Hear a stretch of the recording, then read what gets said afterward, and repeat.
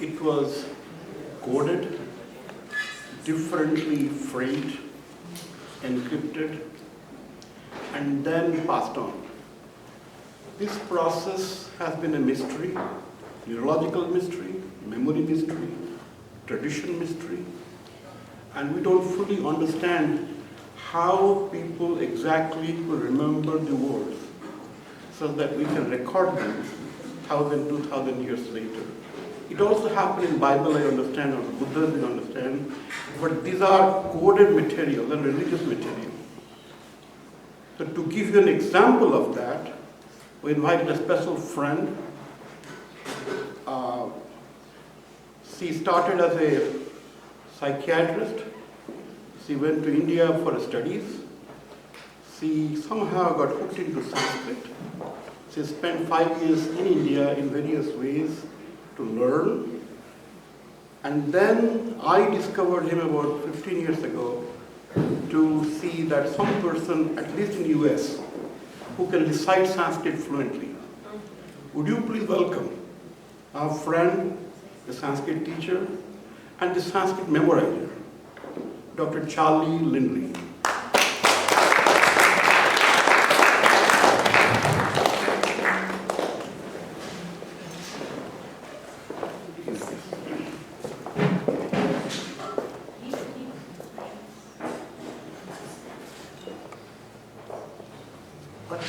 Akshara Samanaya Vishesha Prakarana Sandhi Sutrani Cha Aipun Luk Eom Aya Ouch Hayavara Lan Yamagananam Jabani Gandhadash Jabagadash Kapachatata Chatata Kapayi Shashasar How Fruttirarayach Aden Punaha Ikogana Fritti Alorantaraha Sabyogaha Mukkanasika Vajanonunasakaha Tulyasya Prayatnam Savarnam Rulavarnayorpita Savanyam Vacham Nachalam Idu Det Vivachanam Pragaratyam Adasoma She Vipate Kachana O Sambuddhao Shakalyasye Tavadarshe Unyaha Om Idu Tau Jasaptam Yorte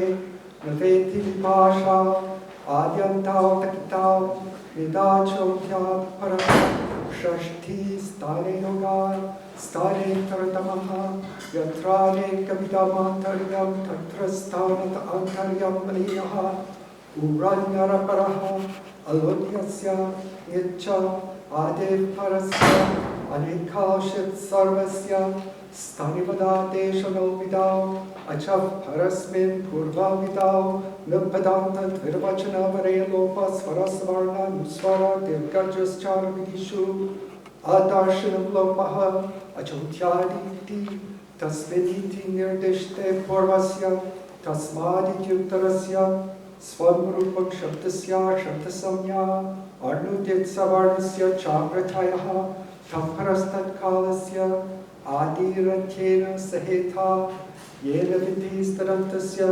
Samasaprajayavada Pratishedaha Ukitvarna Grahanavarjam Ukalo Drasvadir Kaplutaha Achascha Uchayarandataha Vichayarandataha Samaharaha Swaritaha Tasyadidantamartarasvam Bhuvadayotadavaha Upadeshe Janunasika it Tatu Sutragana Unadi Vakyalingam Shasanam Agama Pratyaya Adeshaha Upadesha Prakirtitaha Halantyam Tasyalumpaha Yatha Samkyam Manudeshaha Samanam Swariteinadi Karaha Vipratishete Param Karyam Prasvam Lakku Sabyoge Guru Dirgam Cha Sutingantam Padam Prakrishvaradi Pataha Chadayosatte Pradayaha Upasargah Kriyayoge Gatischa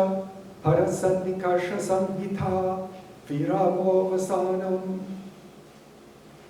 Samhitayam Checha Ambagoscha Dirga Padantatva Ekoyanachi Echoyavayavaha vato ye pratyaye goryutau chandasyupasankhyanam alva parimane cha tatostanimithasyaiva kshayajayao shakyarte kriyastadakte ekav purva parayoho antarivacha adgunaha vrithirechi etyedajutsu aksharuhinyam upasankyanam svalirerinoho praduho do deshaisheshu vrte chatritiya samase pravatsatra kamalavasana darshananamane upasarga turthitatau vasubhyapi shalehe engi pararupam eve chaniyoke shakantvadishu pararupam vacham simantah keshaveshe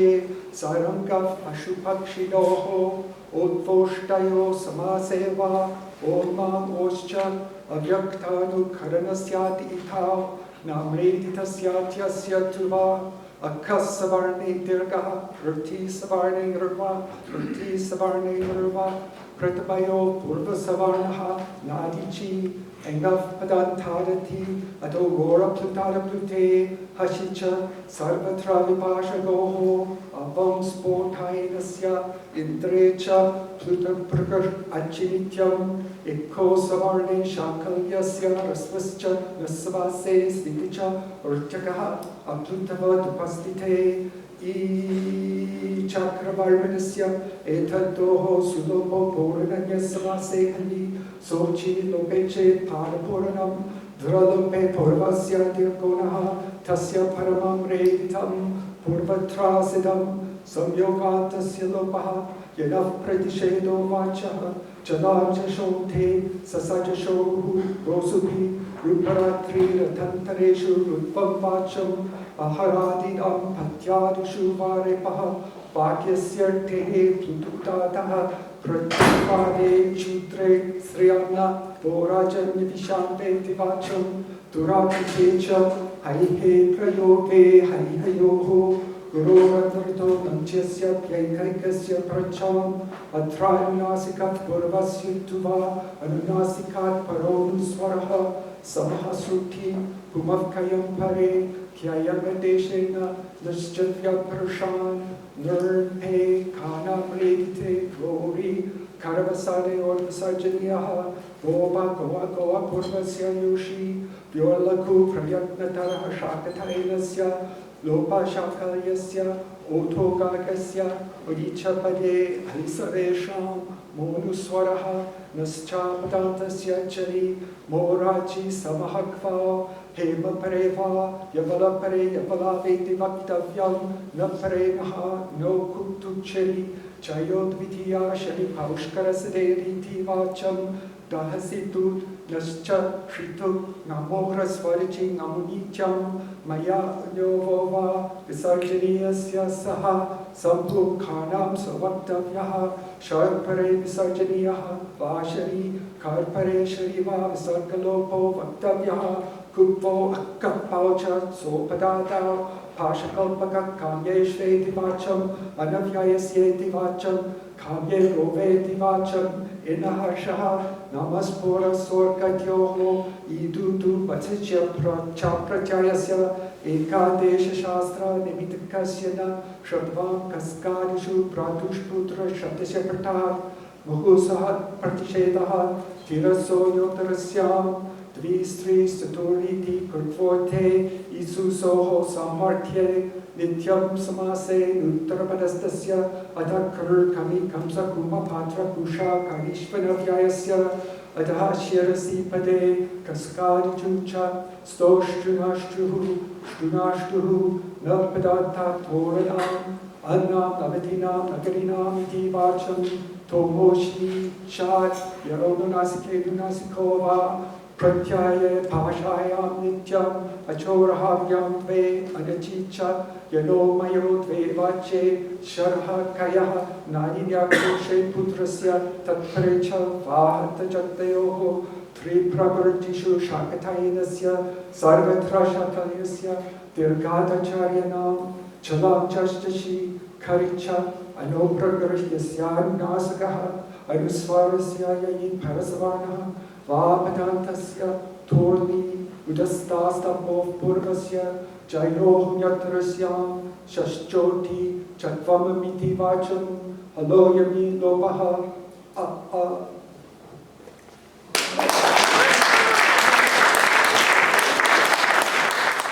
Diane comes from Canada, has been in this country for more than 40 years or so, and I encountered her through a yoga teacher. And she runs a school, and she is our local yogi. So she will talk to you. She's a psychiatrist, psychologist herself, teaches psychology. Would you welcome Diane Featherstone? Namaste. Namaste. Namaste, Diane. And thank you, Dr. Mishra. So she just like this. You can off my. Oh dear. You can go like this. I'm not high tech, I'm low tech. What have we got here? All right, we'll start with that one. I'm humbled to be here because I'm a Westerner and I'm a woman, and you probably all know way more than I do about this topic. Yoga is yours. It originated in your country, your culture, well-being. But we are so much more than that. We are multidimensional, as we will talk a little bit about this diagram. But yoga is a philosophy, philosophia, a love of wisdom. And my teacher, Dr. Rao, Bijoy's friend, that I had the absolute honor and privilege to study yoga with for 25 years before he passed away, he said, yoga will teach you what you want to know so that you will know there's nothing else to know. He was a bit of a joke in that way. He liked to make jokes. Koans, they call them in Buddhism, in Zen. He said that yoga was for transcending the mundane human being that we are if we don't know. And once we know, we'll know there's nothing else to know. It's the highest truth. The truth of who we are, the truth of ourself, Purusha, Brahma, all the beautiful metaphors that we have to describe something that is essentially indescribable, because the mind does not know the self. That's why we call it the science of transcendence, because we transcend that mind that is caught in the world of duality. And if you read the great mystics who have talked about the transcendent experience, they come back and the first thing they say is they don't have words to describe this. It's indescribable. But you can experience it. And that's what yoga promises us. Do the practice, you will experience it.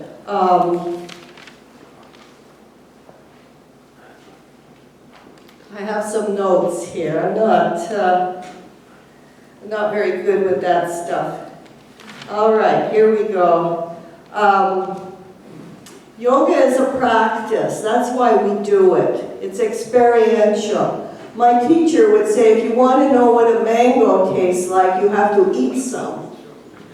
And other great teachers have said yoga is a roadmap. In the olden days, we had Rand McNally road maps. Now we have the GPS, right?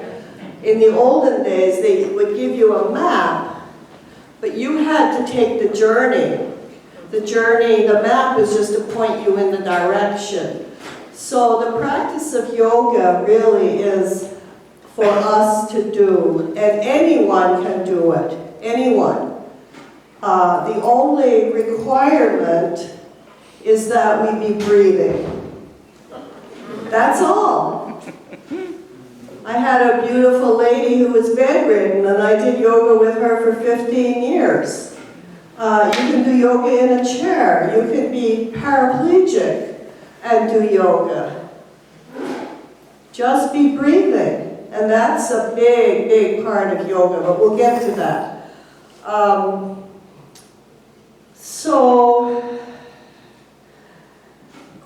We are multidimensional, we are complex. Yoga defines us through the 5 koshas, the 5 dimensions of being. And healing, yoga and healing, that's what I'm here to talk about. It operates on all those levels. It operates on all those levels simultaneously because we're like a cake. Once you bake your cake, you've put your flour and your eggs and your milk and your oil and your powder in or what have you. Once you bake that cake, you can't pull the ingredients out. You're the cake. We're baked. So when we talk about these different dimensions of being, it's really arbitrary because we are all simultaneously. We are body, we are mind, we are consciousness beyond the mind, we are emotions, we are feelings, we are thoughts, we are everything that we are. And here we go, I've got some great quotes here. The philosopher Paul Brunton, it is not enough to grasp spiritual realization intellectually. We can talk about it all day long, but you have to taste the mango. You have to take a bite. You have to try it. And could I ask how many of you people are practitioners? Some. Well, the rest of you, this is an appeal to you because yoga is for everybody. We have to embody it physically. It's happening here. It's not outside of ourselves. We have a contemporary mystic named Dafri John.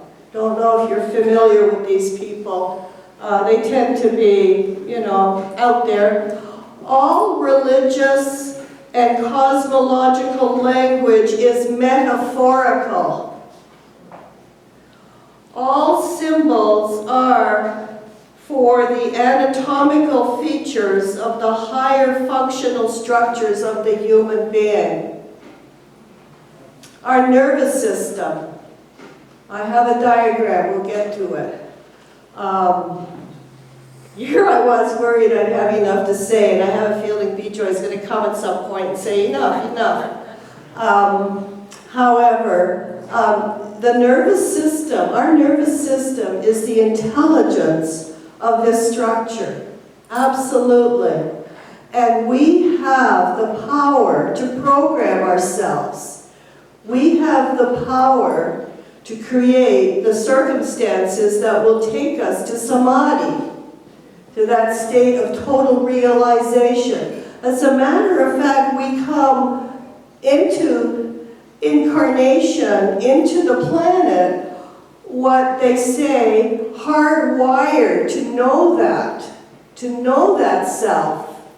We long for it. They say it's like the homing pigeon that wants to go back to its roost. That's how we are. We long for this. And when we talk about yoga and healing, there's a lot of understanding for people who struggle with a lot of malaises, be it addiction, be it depression, be it obsessive compulsive behaviors, that there's a malaise because of a longing, a loss, a miss of this part of the self. We're lacking it and we want it, we need it to be whole. As a matter of fact, the word healing and the word whole come from the same root, to be made whole, to be healed. Also, the word holy. And the World Health Organization defines healing as not just an absence of disease, but a state of well-being, a state of extreme well-being, physically, mentally, emotionally, spiritually, and societally. We're not a well society right now. There's a lot of stuff that, we need to get yoga out there, helping.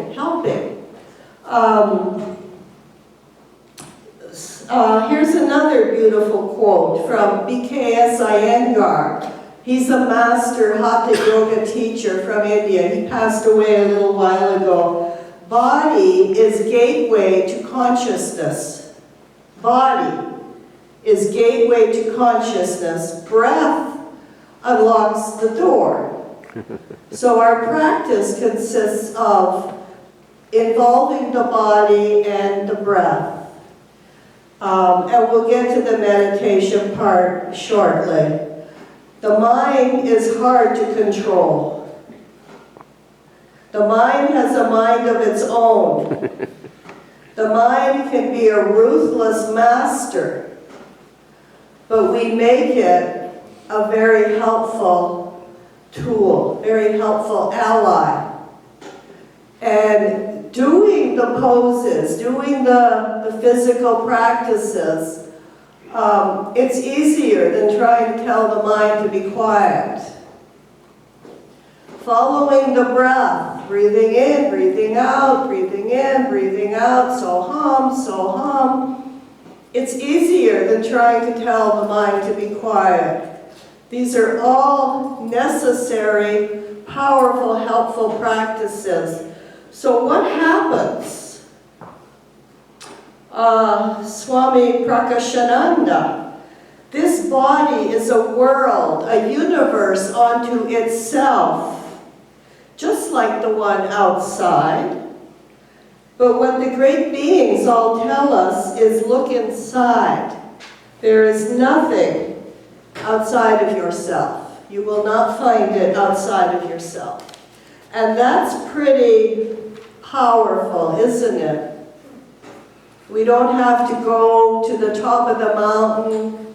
The temples are beautiful, the deserts are beautiful. Just look inside. That's what the great teachers tell us. So what are we when we look inside? So we start with the idea of being a multi-dimensional being. The physical body, your physical body, your container, muscles and bones, the container, the contents, all the internal systems. And then we have what's called the prana maya kosha. Prana means energy, life force. Breathe. Take a breath right now if you would, please. Just take a breath. Doesn't that feel good? Just take a breath. Breath is the life force. If there was no breath, if there was no life force, the physical body would be dead on the side of the road, like those poor roadkills that we drive by. No life force, no life. And yoga has a very powerful methodology for increasing that. Again, I have some wonderful notes on the breath. How yoga enhances. Here we go.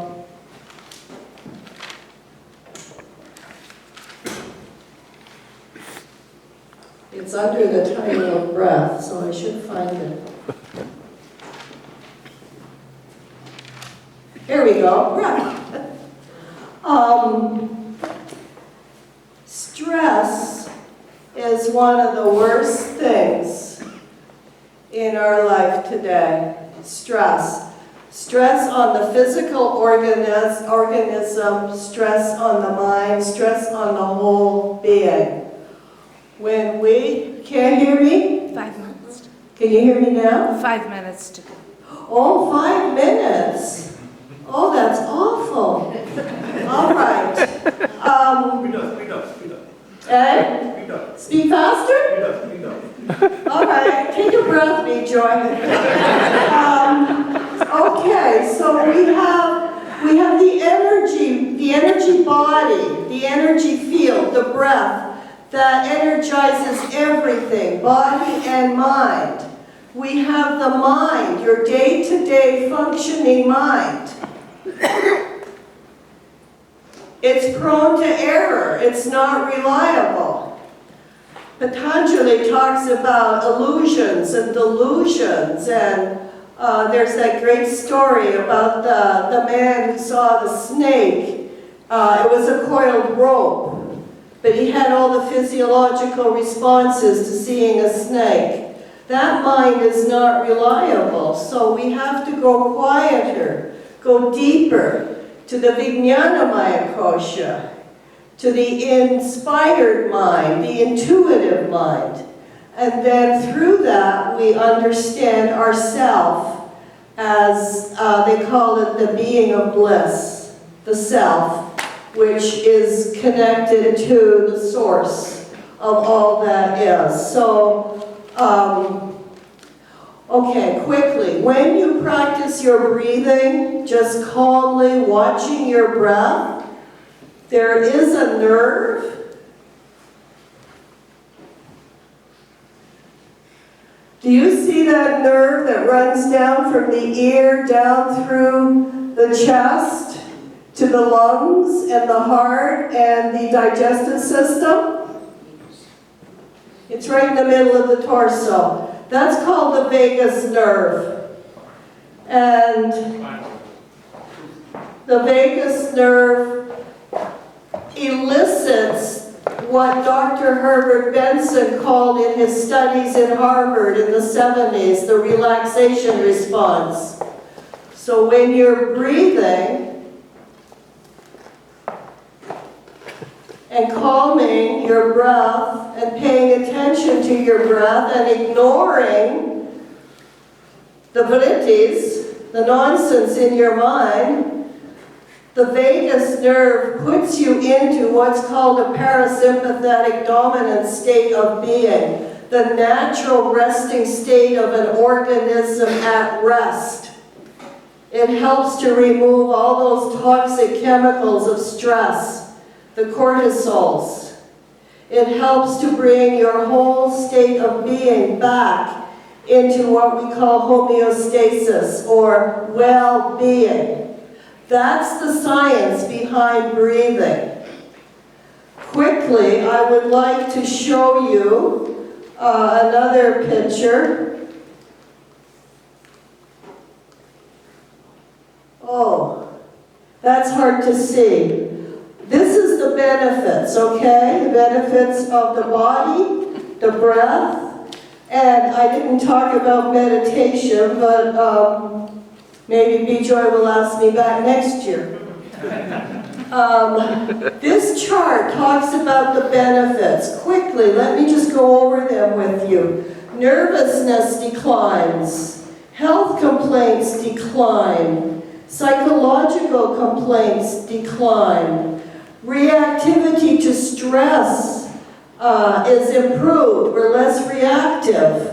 Flexibility is improved. You don't have to stand on your head. Try sitting in your chair and just bending forward. That'll stretch you out a little bit.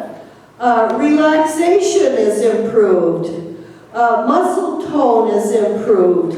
An overall feeling of fitness and well-being is improved.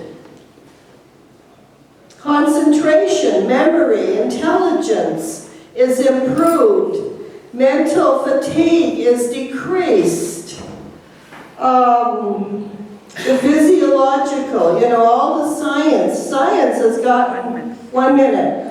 Science has gotten so interested in the benefits of yoga that they are rigorously testing, and they love to call it evidence-based. They're proving what the ancient yogis knew thousands of years ago. And I say good for them, because if that's what it takes, they're working with the veterans who come back from these wars, suffering from post-trauma shock. They're working with, you name it. There's a book, Yoga as Medicine. Dr. Timothy McCall, he's a practicing physician, and he will not treat his patients unless they promise to do some yoga. The yoga that's appropriate for them, the yoga that's fit for them. So, I have another list, but like I say, maybe we'll have to wait for another year.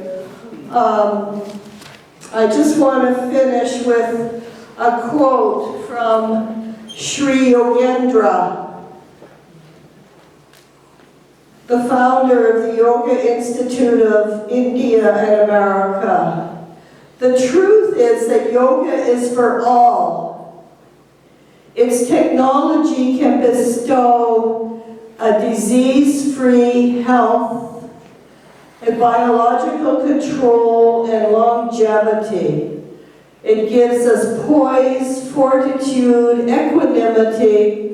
It elevates practitioners to great heights, to our noble selves, to benefit society, and to realize what yoga is really all about, and that's the true awareness of the self. And along the way, you get all these perks. So why not do it, right? All right, namaste. Namaste.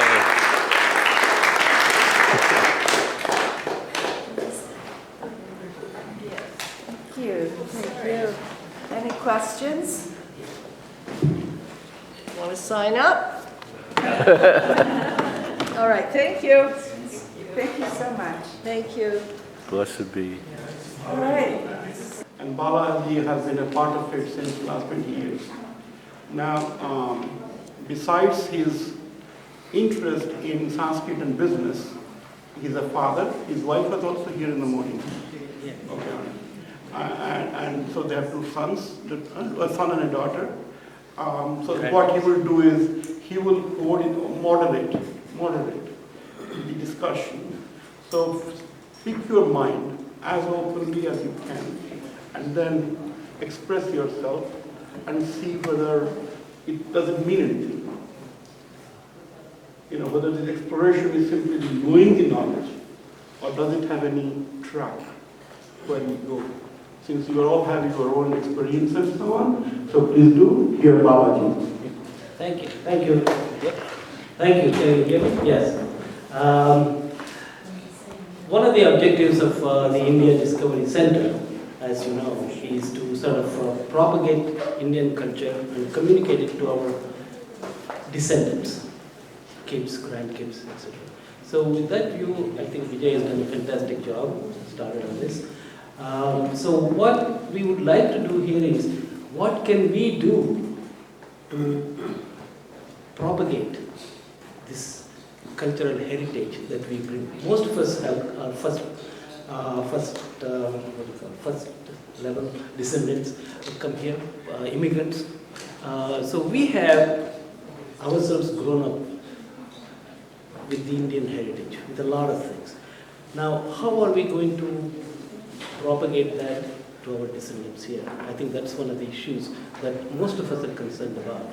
So, this forum, we would like to encourage you to give your ideas and opinions so that we can sort of see where we should be going. With that, I request you guys to start your comments. There's the microphone. That will not work. Okay. Cultural heritage and identity. Anybody want to share? Please share. Well, let me start. Yeah, sorry, I just spoke. Okay.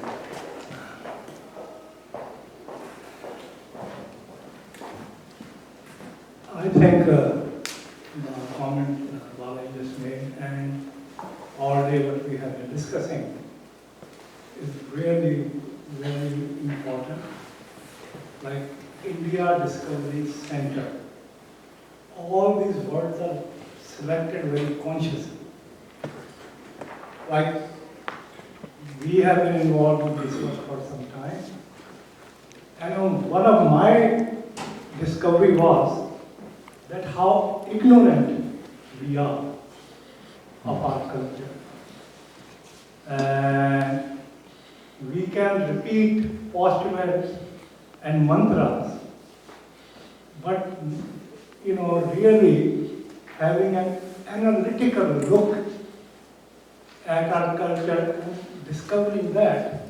Like one of the things that Mishra ji raised right in the beginning when we started this work is that why should an 11-year or 12-year-old child studying school, let's say in Lexington or Roxbury, of our descent, why should he or she should be interested in studying this? So that question was very, very important question. And all this work that we are doing, it's actually coming to town with that question. What is our legacy here? And how will we remember? See, people in India are fine. They are doing whatever they're doing. And there are all kinds of research being done. But in terms of, so one of the issues is that a 10-year, 12-year-old child, if he or she discovers that, hey, listen, I come from a place where they discovered grammar, where they discovered mind, where they discovered so. So not only he or she will be interested, but her school teacher will be interested. His friends will be interested. So we have to spell lot of ignorance about India, about Indian languages, Indian philosophy, and you see a little glance on this day-long seminar, but there's a lot of hard work that goes into it. Thank you, Jaspal. I think that's a very important issue, especially when our children are growing up, when our children and grandchildren are growing up. How do we communicate that? Yes, sir. Yamunara from Thai. I heard your comment, propagation of culture. But I would say that I would emphasize on discovery, on understanding of our culture, and then exposure of our culture. So I feel our goal will be propagation, we will not succeed because we are very few. But if our goal will be understanding and discovery, we will succeed and we will enjoy and let other people understand what India was, India is, and India is going to be. And more importantly, I feel India has solutions for the many maladies of the world today. Very good point. But I sort of slightly disagree with you in the sense that if we understand, we are all going to die sometimes. How is it going to be for the next generation? Who is going to communicate to them for the next generation of people from Indian origin, our descendants? They need to be communicated about our cultural heritage, the kinds of things that India can be proud of. How do we communicate that? And I think that is one of the main purposes of India Discovery Center. Right? Any other?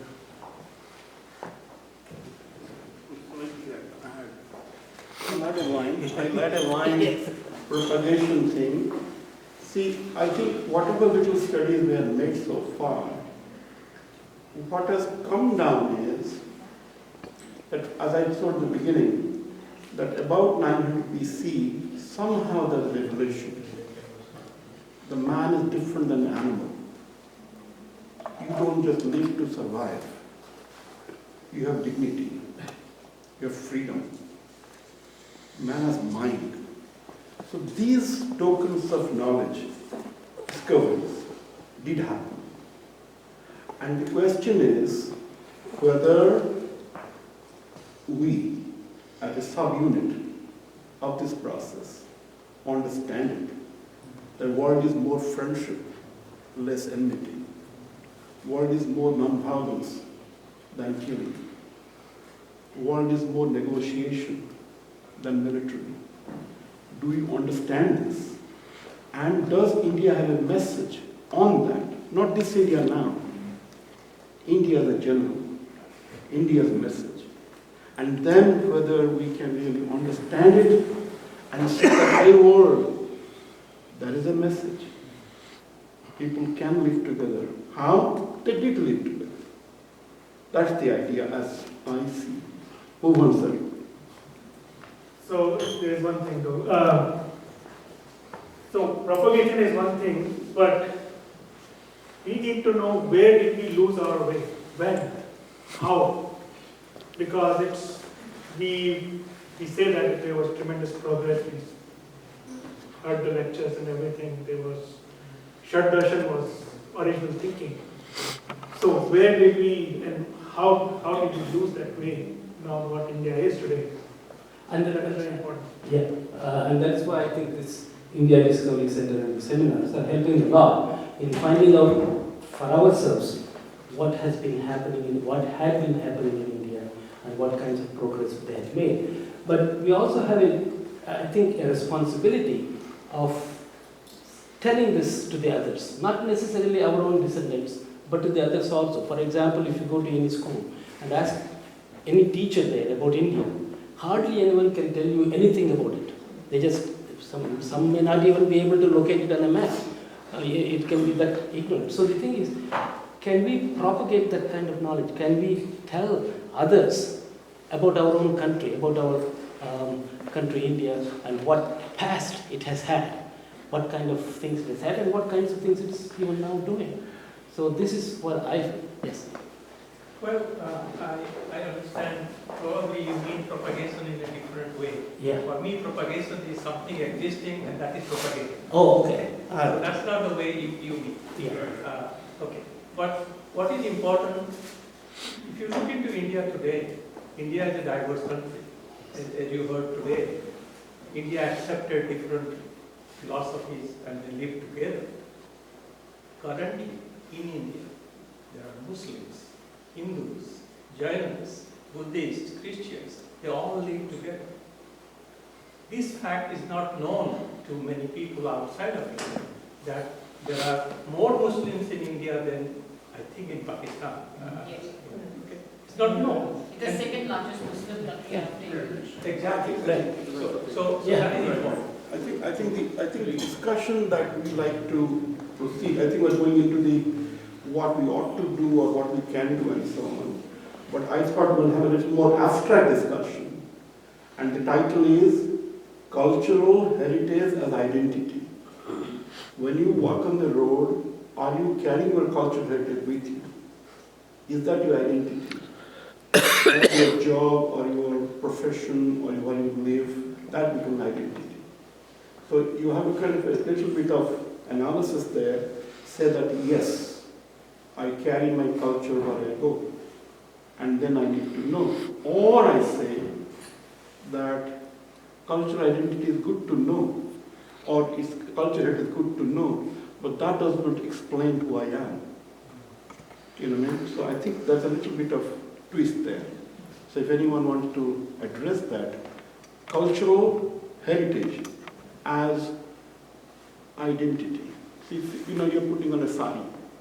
So is that a cultural heritage, convenience, mother taught you? You know what I mean? So what exactly, suppose you have a baby, So you say put on a sari.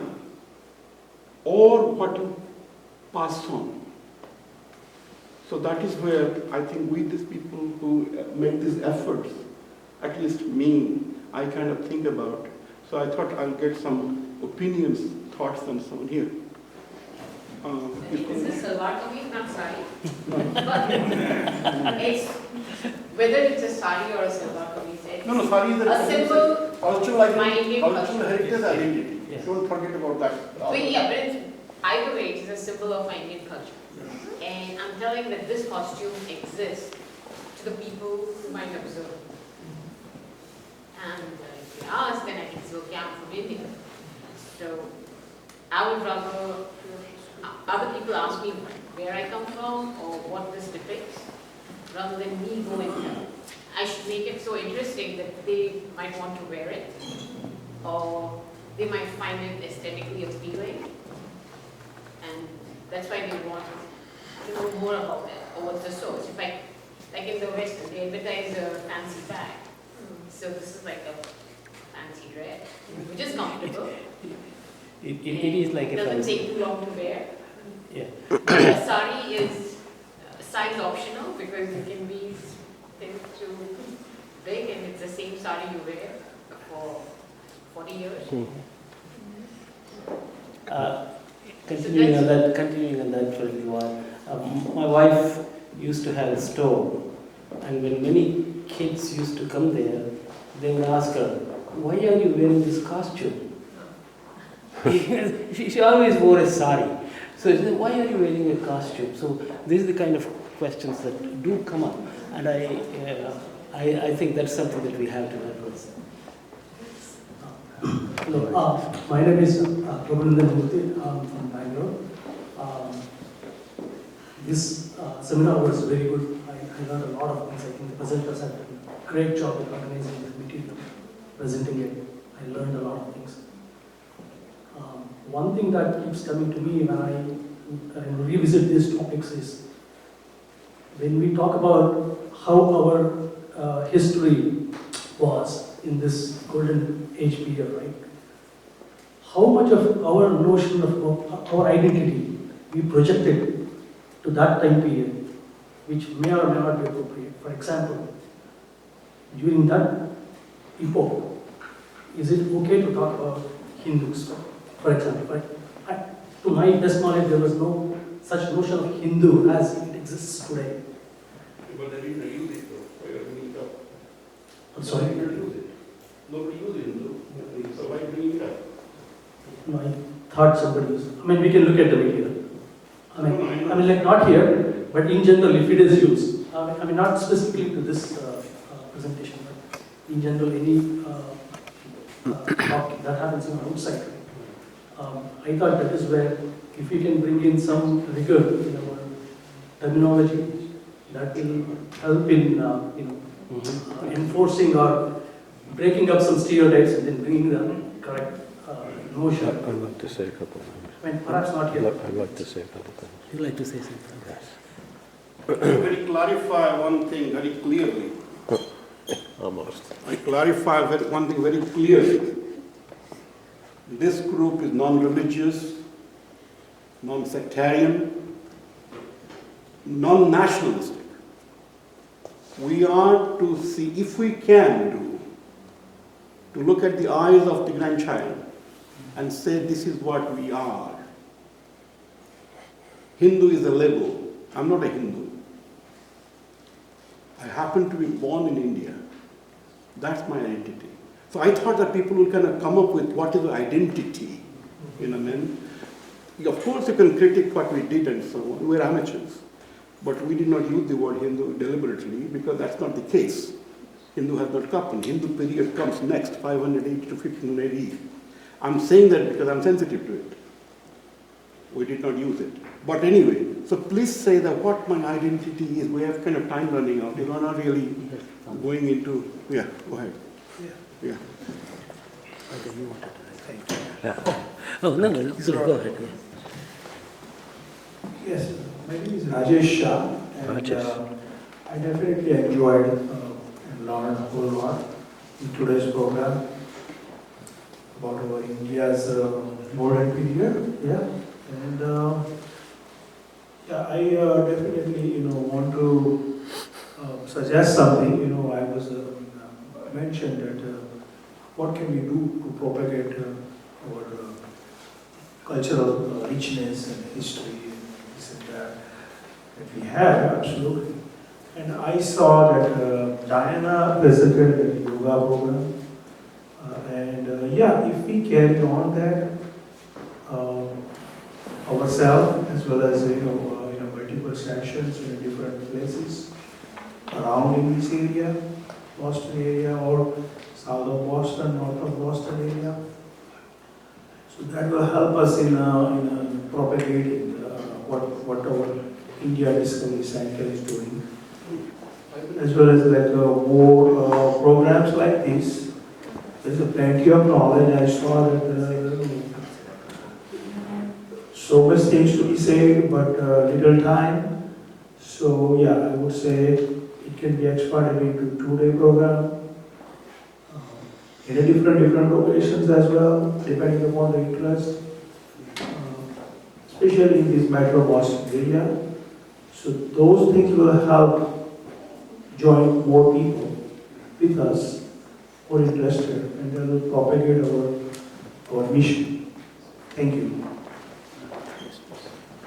Yes, a comment. Comment there. No, he has I've got the mic this time.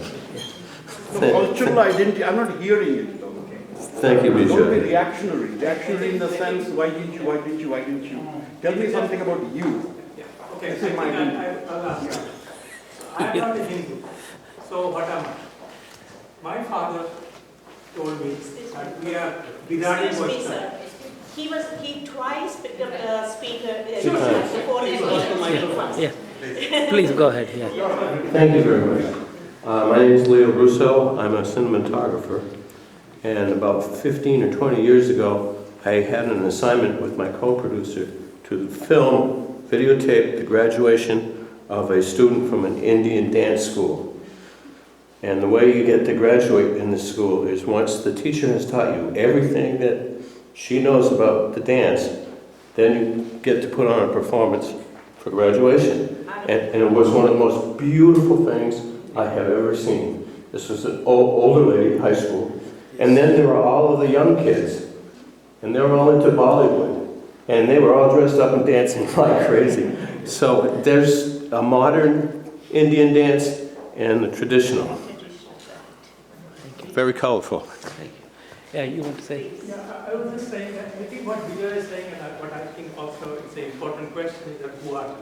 We are not Hindu, because there is no word called Hindu. Hindu is a geographical term. So all of us would answer that question. Who are we? We are Saiva, or we are Jaina, or we are Sikh, or whatever we are. That is important. No, also, when to close it though, I think we're not getting much input as I thought. The cultural identity as religious identity could be stated. Yeah. Could be stated if that kind of calls for you, that I'm first a Hindu, first Islam, first a Christian, then something else.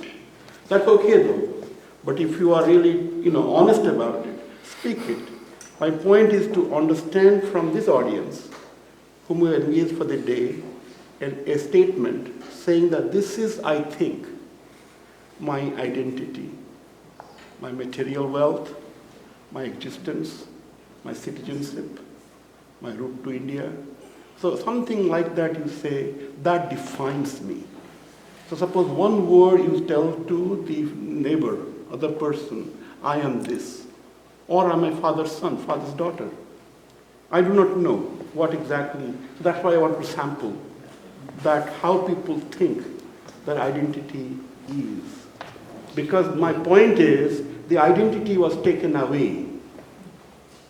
We are occupied. A slave has no identity. Somebody who can't express himself has no identity.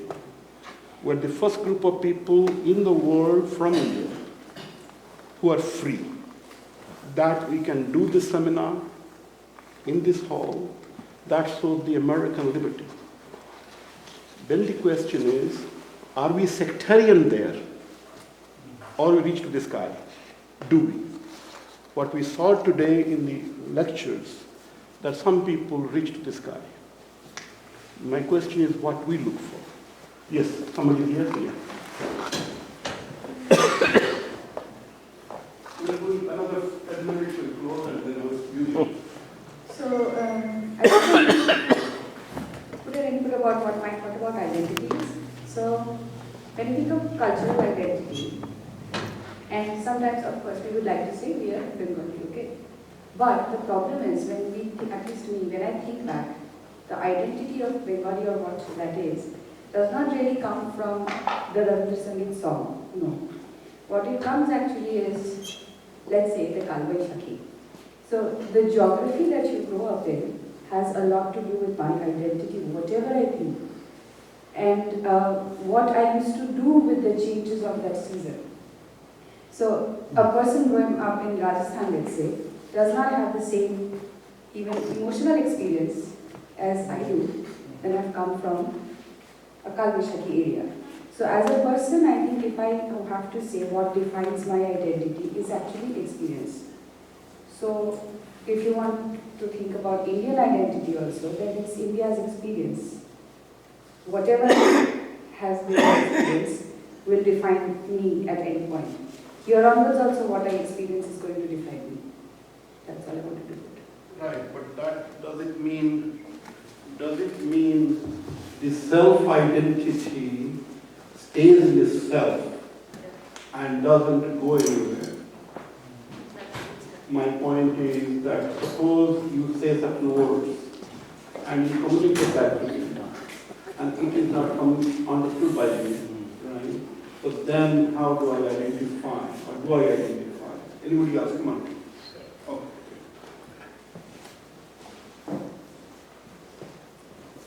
You didn't say anything. Thank you all very much. I don't have to say much. What I know, all these years of my life, I'm 85 years now. So what I have known and what I believe, I am a human being. And how do I present myself to you, knowingly or unknowingly? That is me, that is my culture, that is my faith, that is my religion. I have no other religion, no other faith. Only being a man, that's it. That is my identity. Thank you. But then suppose somebody introduces you to this thing, so he would say he's a man. Do you understand what I'm saying? My point, identity is, see, that we are men or women, that's assumed. So identity, for example, my legal friends have come. Had come. So then the question is, who are us? I did not quiz them what they thought. Who are us? A bunch of South Asians assembled here, were given a hall. Or they are talking about Indian culture, I learned something about it. So this process, as we go through life as an immigrant, the question is, we have an identity, but how does that really communicate? Because we also come from the same area. So that process, that suppose a child knows, right?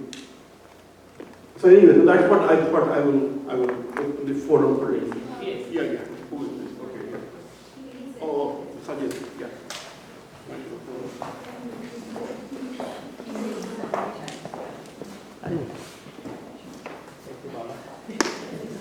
I'll tell you short. Thank you, Bala. And first of all, let me say really thank you so much for all the people that have done. This is very, very important. And, it's been my pleasure and honor to be associated with it in small ways, but to make it very meaningful. I think the question of identity, question of preserving and communicating to the next generation, that's very, very important. At the same time, to me, what is important is that how it is done. And what is important about what goes with developing an identity that is my child's identity, not my projection into the child. Just very quickly, I was born in India. I grew up for part in Bangladesh. When I was 18, I came to the United States. I'm 74 right now. We go back and forth every year. And my wife was born here, just about 2 towns from here. And for 50 years, we have been with each other, and fortunately, very happily. Now, our son, who lives in California, he was born here. To me, I have to be sensitive to the fact that my identity, includes my Bengal heritage, Indian heritage, whichever you define it. At the same time, my son is growing up in a different environment. He has gone to, Bangladesh and India some almost 30 times because he wanted to. Okay, so that's the point I want to make. And I think that freedom, a lot of this thing we saw, one of the very important conditions of this development of the culture at their best were freedom, not imposition. Yes. See? I mean, even under imposition, we rise because of our freedom, not because of. And that needs to be maintained. That's what I have lived with, and that's what I'd like to see my next generation experiences. So what can I do at best is that practice what I feel is important part of my heritage. And my most attentive observer, if I trust because of the relationship we have, is our son. And if that makes sense to him, he would take it. Yesterday he called from California, he was driving. He says, "Dad, could you please tell me about that poem that you translated?" I have several books of translations, and I was just thinking about that poem. About a poem he wanted really me to remind him. He was remembering it. I did not tell him that he has to think about the issue that I was thinking through that poem, but he found that connection about something I was thinking. So could you please tell me? And he went back, he was going back and look at the book. So to me, exposure is important. Freedom is important. Initiative is important.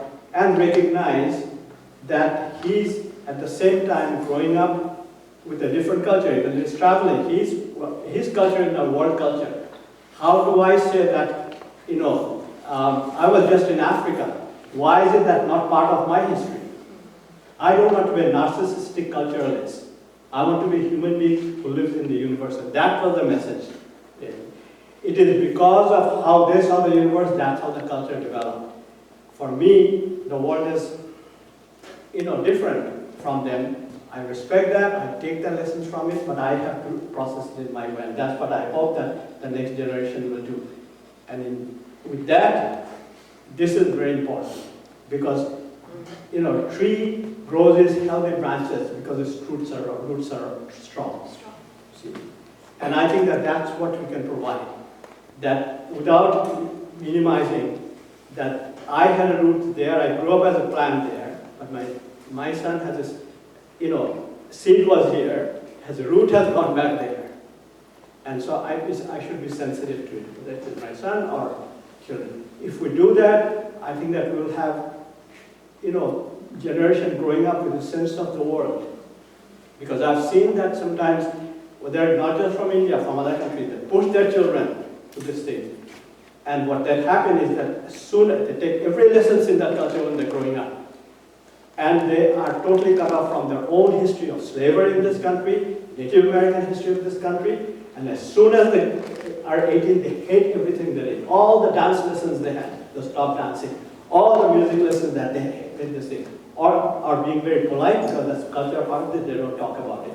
Some maintain. To me, that's sad. And that was not because that wasn't important, it was because how it was done to them. Because before they had any choice, they were indoctrinated into it, they're oppressed by it, and so many times we talk about, send it to school, give it to school. I think that's important. School is the last place to retain any interest.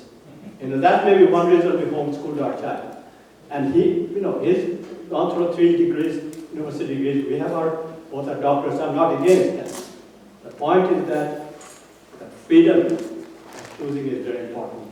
And this is very important. So freedom, exposure, choices, respecting that, and being sensitive that I'm not imposing my cultural identity or frustrated cultural identity through my children or the next generation. And that way we'll have probably, children who will take the best.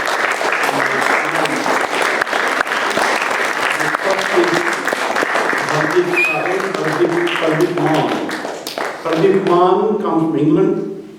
She grew up as an immigrant in England family, and then she tried to explore herself.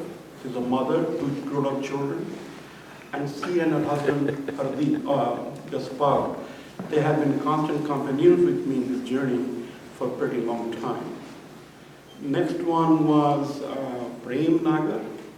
Prem is friend, associate, worker, volunteer, and he has been the so-called bone of the efforts that we do. Prem, sincere, diligent.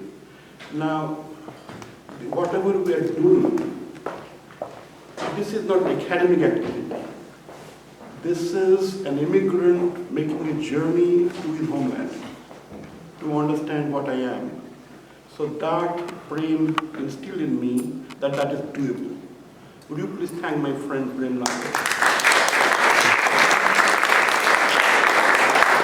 The third one is Satyendra. Satyendra, see, we are kind of here volunteers, organizers, speakers, we are kind of all everything. Satyendra has been the most active today because of two other people who support him.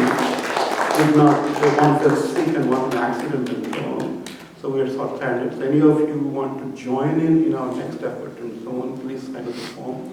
But Satyendra is our operation in charge now, and he comes from the identity between me and him is we come from the same school. Wherever I did my work in Pune, he went to school maybe 20 years later at the same place. So anyway, Satyendra, thank you very much. And then comes Krishnakali. Krishnakali is a young postdoctoral, as we said, but astute. She has an observation. And the observations he made in the slides, urbanization, sophistication, and codification, I did not see before. Now this codification is a very important word. Codification is a function of how do you understand. The word is a code, a gesture is a code, my speech is a code. The code is, it's not my thoughts, it is what I express. And she's a dancer, she understood it, but she had, I must apologize to her because she had huge amount of material, and which could be a day-long lecture. So last night we had to truncate it to make it something we can squeeze in this one. But the brilliant scholarship and the comprehensive material, would you please applaud? Next was me, please applaud for me. But I will talk to you about Bani.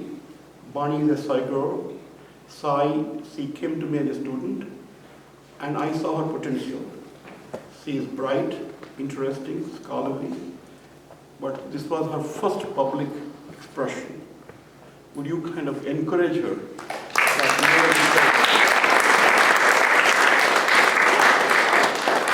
With that, I did mention about my friend Sonal. We both come from MIT, but Sonal has been, I think it's a godsend.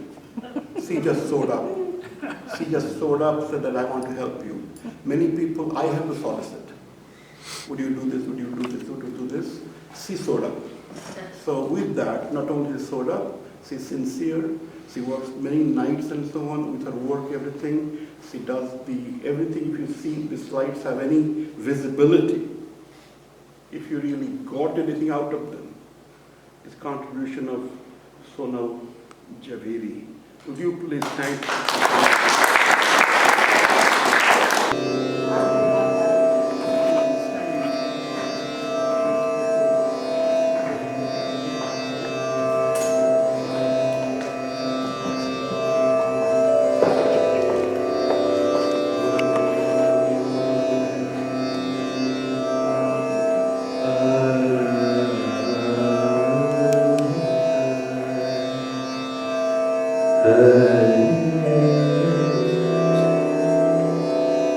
Thank